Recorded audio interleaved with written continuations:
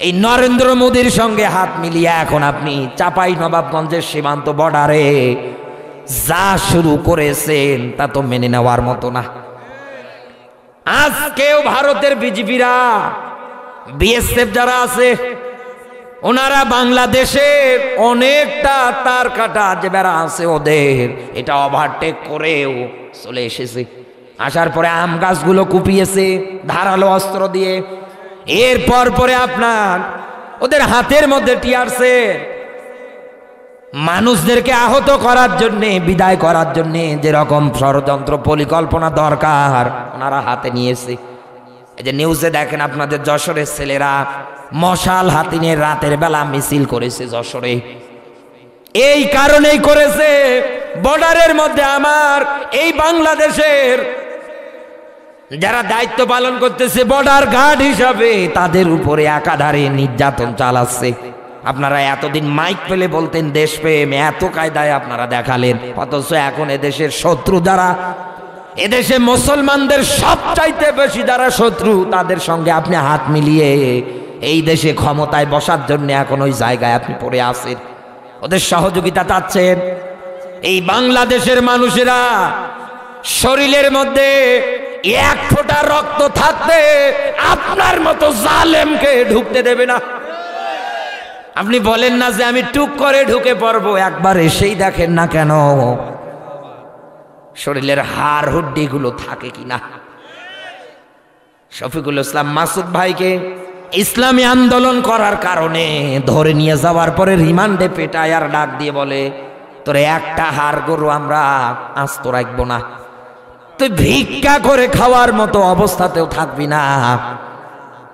বাংলাদেশে আমরা এরকম আমাদের দিনী ভাইদের উপরে নির্যাতনের হত্যার বদলাগুলো নিয়ে ছাড়ব। দেখেন নাই চাপাই নবাবগঞ্জে এক লোক নেংটি খিসে হাতে একটা বিড়ি নিয়েছে আর এক হাতে তরবারি নিয়েছে, এক কথা বলে না কেন, কি সুন্দর করে ওই জায়গার মধ্যে মনোযোগ দিয়ে বসে আছে, আয় আসলেই খতনা করে দেবো। এমনকি আজকে দেখেন অনেক মানুষ নিজের টাকা খরচ করে বর্ডারে যারা দায়িত্ব পালন করে বর্ডার গার্ড, বিজেপি, এনাদের মাঝে কলা, পানি, বিস্কিট এগুলো দিচ্ছে। তার মানে এখান থেকে এটাই পরিষ্কার, আমার বাংলাদেশ নিয়ে যদি নতুন করে নীল নকশা ভারত করে আগামীতে এই দুনিয়ার ময়দানে আপনি তাকিয়ে দেখবেন মানুষ জীবন দেওয়ার জন্য প্রস্তুত হবে, এরপরেও হিন্দুত্ববাদীদের কাছে মাথা নত করতে রাজি হবে না।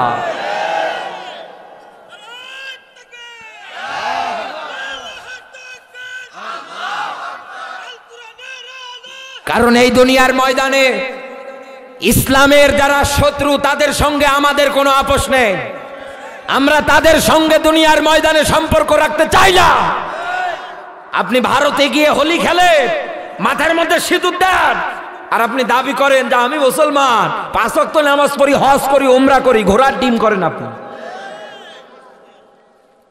এত দেশে আপনাকে কোথাও জায়গা দিল না।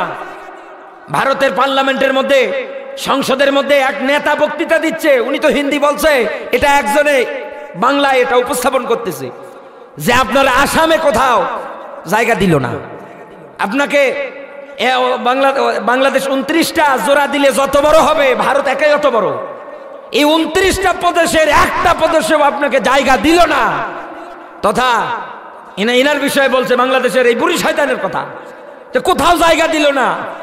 অথচ নরেন্দ্র মোদী আপনি তাকে দিল্লিতে কেন জায়গা দিলেন, কোনো কথা বলছে না, চুপচাপ দাঁড়িয়ে আছে, এক কথা বলে না কেন।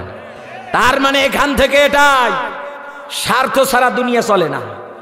এ বেটা পাঠা আজ পর্যন্ত বিয়ে করে নাই, এক কথা বলে, এরও মনে করেন স্বামী নেই, তা মিলে গিয়েছে তো খাবের খাপ মমতাজের বাপ, সংসার করে খাবে তা না। এখন আবার ওই জায়গার মধ্যে দেখেন উল্টো শুরু করে দিয়েছে। এই যে শুভেন্দ্র বিন্দু না কি যেন নাম, ওদের একটা মন্ত্রী না কি পদে আছে, ও আবার বলছে বাংলাদেশে আমরা কয়েক সেকেন্ডে দখল করব। এসে দেখ, এই দেশ তোর বাপ দাদার না, এই দেশে পদে পদে জালেমদের সঙ্গে যুদ্ধের মাধ্যমে হাজারো মানুষের রক্তের কেনাই 56,000 বর্গ মাইলের দেশ। কোন জালেমের আস্থানা ঠিকানা হবে না, হবে না, হবে না। কোন জালেমকে বাংলার মাটিতে ক্ষমতাও বসতে দেওয়া হবে না। আগামীর রাষ্ট্র হবে কোরআনের, আগামীর রাষ্ট্র হবে ইসলামের। আতিউল্লাহ ওয়া আতির রাসূল ওয়া উলিল আমরি মিনকুম। দুনিয়ায় যারা আল্লাহ ও তার রাসূলকে আদর্শ হিসেবে এই দুনিয়ায় জীবন জিন্দেগিতে মেনে চলে, যেহেতু আতিউ শব্দটা আরবিতে বলা হয় ফের, ইংরেজিতে ভার, বাংলায় ক্রিয়া। আল্লাহর আগে আছে, রসুলের আগে আছে উলিল আমর। সমাজে যারা নেতৃত্ব দেবে তাদের নামের আগে আল্লাহ দেয় নাই। আল্লাহ এই কারণে দেয় না, কারণ যাকে তাকে দুনিয়ায় ক্ষমতার চেয়ারে বসা যাবে না, যার তার পিছনে নেতৃত্বের ক্ষেত্রে যাওয়া যাবে না। আপনি যদি যেতে চান আপনাকে আগে দেখা লাগবে এই লোকটা দুনিয়ায় আল্লাহ ও তার রসুলকে মেনে চলে কিনা। আমরা এই রকম নেতাদের সামনে চেয়ারে বসাবো যাদের মুখে থাকবে দাড়ি, যাদের গায়ে থাকবে সুন্নাতি পোশাক, ইসলামের জন্য দুনিয়ায় যারা ইসলাম প্রতিষ্ঠার জন্য, দেশ রক্ষার জন্য জীবন দেওয়ার জন্য প্রস্তুত, এরপরও বাতিলের কাছে মাথা নত তারা করবে না। কারণ তাদের জন্মই হয়েছে এই দুনিয়ায় কুনতুম খায়রা উম্মাতিন উখরিজাত লিন-নাস। তারা সৎ কাজে আদেশ দেবে, অসৎ কাজে বাধা দেবে। এই দুনিয়ার ময়দানে কারো ভিতরে যদি ঈমান জিনিস টেস্ট করতে চান, জমিনে যখন সৎ কাজ হবে এটা দেখার পরে কলিজায় অন্তরে শান্তি শান্তি লাগবে। যখন কোনো অসৎ কাজ হবে এটা দেখার পরে একজন মুসলমান হিসেবে তার কষ্ট লাগবে। ওনারা যা শুরু করেছেন বর্ডারে, এখনো সময় আছে, থেমে যান।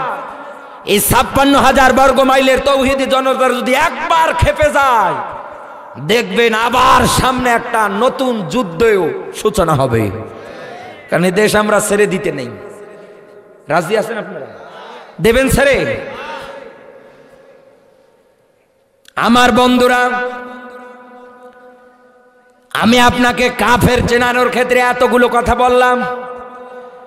এই বাংলাদেশের মধ্যে এতদিন যারা একাধারে দায়িত্ব পালন করেছে, আপনি তাকিয়ে দেখেন, এমনকি এরকম একটা মাহফিলের আয়োজনও যদি করতে চাইতেন এই জায়গার মধ্যে, যেহেতু পঞ্চম বার্ষিকী এটা, এই মাহফিলের আয়োজনের ক্ষেত্রে আপনারা আয়োজক কমিটি যারা আছেন, এবছর না গেলেও আজ থেকে 2-3 বছর আগে আপনারা থানায় গিয়েছিলেন অনুমতির জন্য।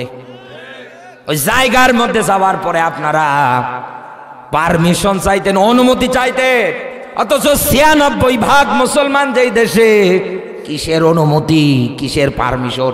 এদেশে দিব্যি কোরআনের মাহফিল হবে। বাপের বেটা তো ডক্টর ইউনূস মাইক পেয়েই বলে দিয়েছে কোরআনের অনুষ্ঠান হবে, কারো হাত পা ধরা লাগবে না।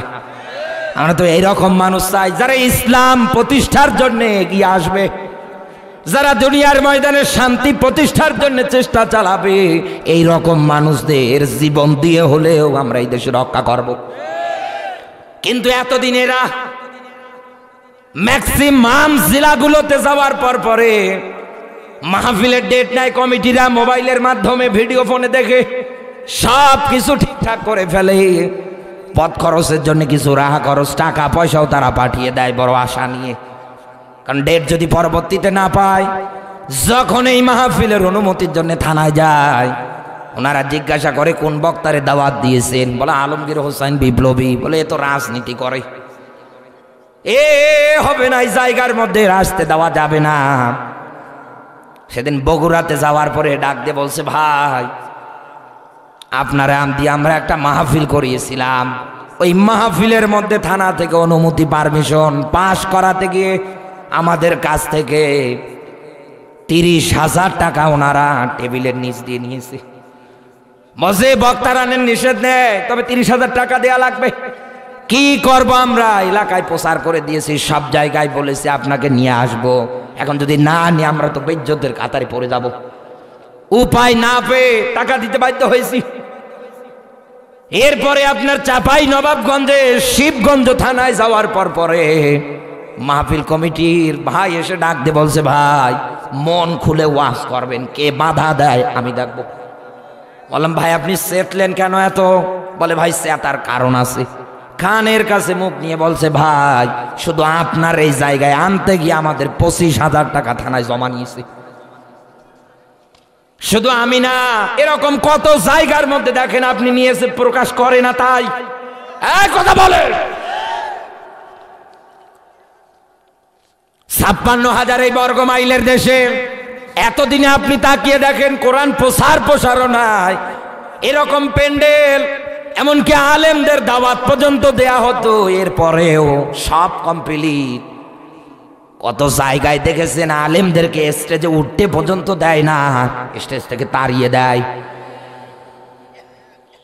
আমার প্রশ্ন এবার আপনার বিবেকের কাছে করছি, আবু জাহেল যদি কোরআন প্রসারণায় বাধা দেওয়ার কারণে কাফের হয়,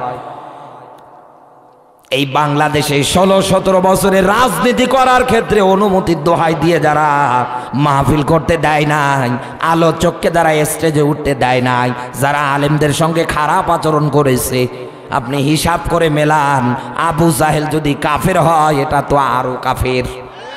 কারণ ও যেমন কোরআনে বাধা দেওয়ার কারণে কাফের, এটা মুসলমান দাবি করার পরেও কোরআনে বাধা দিয়েছে, এই জন্য এটাও কাফের। এখন পর্যন্ত এদের 5,000 চাটার জন্য মন মানসিকতা করছেন, বা এদেরকে প্রতিষ্ঠিত করার জন্য এই দেশের মধ্যে যারা চিন্তা ভাবনা করছেন, বেটা তুই শুধু মরে দেখ, আল্লাহ বাটাম ফাটাবে। এনাদের বোঝাবে কে? আর এই বাংলাদেশে 25 লাখ আর 30 লাখ যেটাই হোক না কেন, এইরকম কোয়ালিফিকেশনের মানুষ যদি বসে থাকে, বক্তা যদি, আলোচক যদি, আলেম যদি মসজিদের মেম্বার থেকে মাঠে ময়দানে কিয়ামত পর্যন্ত হায়াত পেয়ে কোরআনের কথা বলে, এ জাতির কোনো পরিবর্তন আপনি লক্ষ্য করতে পারবেন না।